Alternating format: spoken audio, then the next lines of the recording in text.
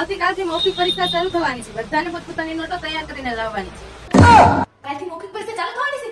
મારે તો હજી બધું બાકી છે. 1 2 3 4 5 6 7 સાતે 7 વિષયના ચોપડા બાકી છે. એક દિવસમાં કેમ તો પૂરું કરીશ?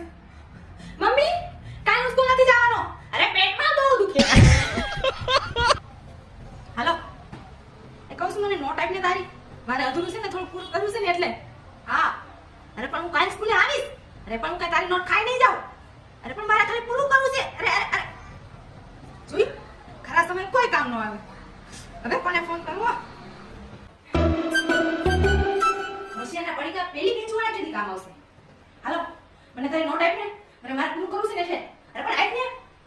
અરે ઓલા કાલ મેડમ મને આખો દિવસ ક્લાસની બહાર ઊભા રાખશે. અરે પણ આપને. હોશિયારના પડીકા પણ ઓલી કામ આવ્યો.